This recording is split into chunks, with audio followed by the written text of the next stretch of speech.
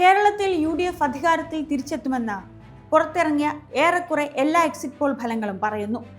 Hat trick ഭരണമെന്ന മോഹം LDFിൻ്റേത് നടപ്പാവില്ലെന്നും exit poll ഫലങ്ങൾ പറയുന്നു. BJP നിയമസഭയിൽ വീണ്ടും അക്കൗണ്ട് തുറക്കാനുള്ള സാധ്യതയും എക്സിറ്റ് പോൾ ഫലങ്ങൾ മുന്നോട്ട് വയ്ക്കുന്നു.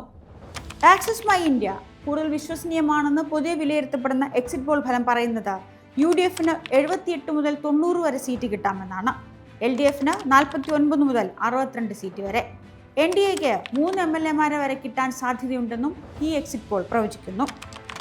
PMRQ സർവേ അതേസമയം പ്രവചിക്കുന്നത് UDFന് 79 വരെ സീറ്റാണ്, LDFന് 69 വരെ സീറ്റ്. അവരും NDAക്ക് 3 MLAമാരുണ്ടാകാനുള്ള സാധ്യതയാണ് പ്രവചിക്കുന്നത്. അതേസമയം Times Now JVC exit poll BJPക്ക് അല്ലെങ്കിൽ NDAക്ക് 7 MLAമാര് വരെ ഉണ്ടാകാനുള്ള സാധ്യതയാണ് മുന്നിൽ കാണുന്നത് അല്ലെങ്കിൽ പ്രവചിക്കുന്നത്. UDFന് 84 വരെ സീറ്റും LDFന് 61 വരെ സീറ്റും.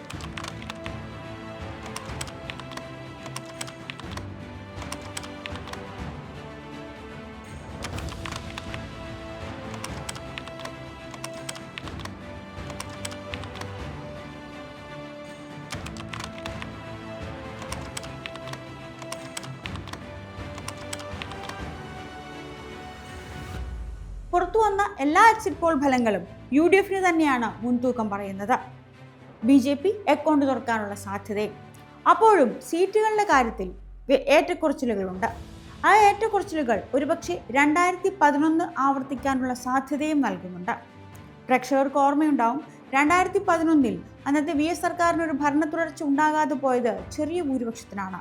72-68 അതായിരുന്നു അന്നത്തെ ഫൈനൽ സ്കോർ. അങ്ങനെയാണ് UDF അധികാരത്തിൽ തിരിച്ചെത്തിയത്. അതുവരെ ആ പാറ്റേൺ LDF അല്ലെങ്കിൽ UDF മാറി മാറി വരുന്ന ആ പാറ്റേൺ മുറിക്കാതിരുന്നു വന്നങ്ങനെയാണ്. അതാണ് കഴിഞ്ഞ കുറി മാറിയതും LDF രണ്ടാമത് അധികാരത്തിൽ വന്നതും. എന്നാൽ ഭരണവിരുദ്ധ വികാരം ഉണ്ട് എന്നതിൻ്റെ തെളിവാണ് ഈ ഫലങ്ങളെന്നാണ്, അല്ലെങ്കിൽ ഇക്കുറി അത് ഉണ്ടാകുമെന്നതിൻ്റെ തെളിവായിരിക്കും ജനവിധി എന്നാണ് UDF നേതാക്കൾ പറയുന്നത്.